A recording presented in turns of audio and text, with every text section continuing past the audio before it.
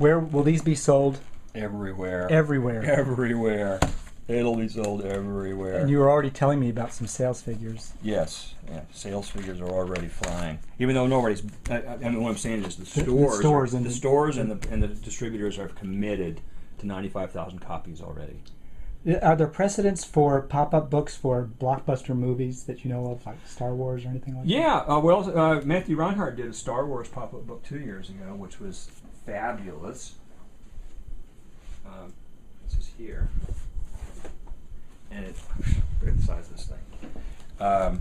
It's the whole universe of Star Wars.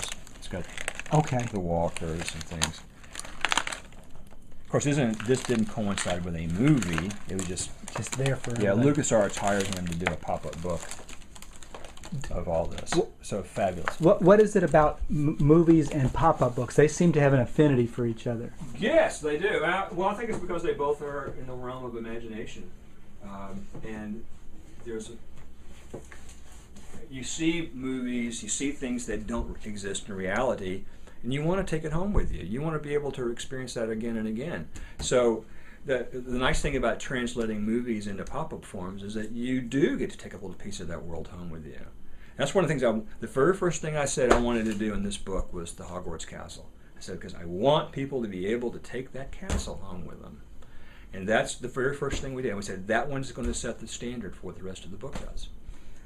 Well, the other thing is it moves like the movies move, and that's yes. And you're right. Pop-ups do have an element of time in there. So there's an element of the fourth dimension. You've got all the usual 3 dimensions, but there's also the unfolding and the moving of things.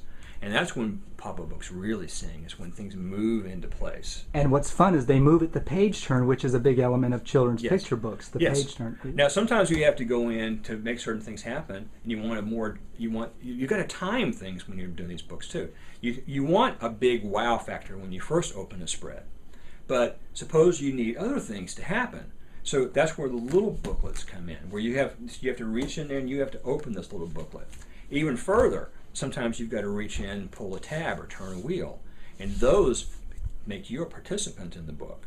You have to be the one to make that happen. So you become the puppet master. You become part of the whole experience. And it's an interactive book. It's interactive, and it's what the best thing about it. But you've got to time these things too, because sometimes, like I'm saying, you can't get some of these movements in the initial opening because there's scale problems or whatever. That's where these little techniques come in handy. And are you timing with your pull tabs and paper prototype? I'm thinking when I'm designing these things. I'm knowing that I can get something to happen in the big pull, in the big opening like this when something happens. But I still want something else to happen. But it can't happen at all at the same time as the other stuff. Sometimes your eye can't even see it because it's happening so fast. You open something up and you want this little thing to move, but in order to make that thing move and for your eye to catch it, it has to be something extra in there that you actually reach in and have to make happen after the spread's already open. Okay? It has to be something that you've had time to absorb the big thing and then make something else happen, because it just happens too fast. Right. So, I mean, you do want some elegance in the way things open. You want the movement. You want the surprise of things rotating into place. You know, it's very much like a magic trick. That you take these things that are really thin, and they become out of nothing. They just form out of nothing. Form out of nothing. It is a magic trick.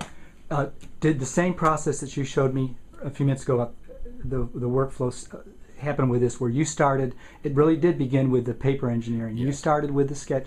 You told the illustrator how to fill in. Yes. And go and you designed the book from. Yes. Now we would have conversations on email and on some conference calls and stuff. We would discuss what was going to happen. There was a lot of debate about some of the scenes that we chose in here.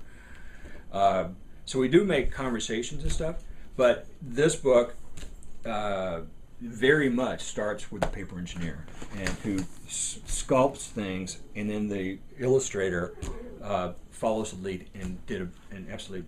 Andrew Williamson was the illustrator on this. Yes.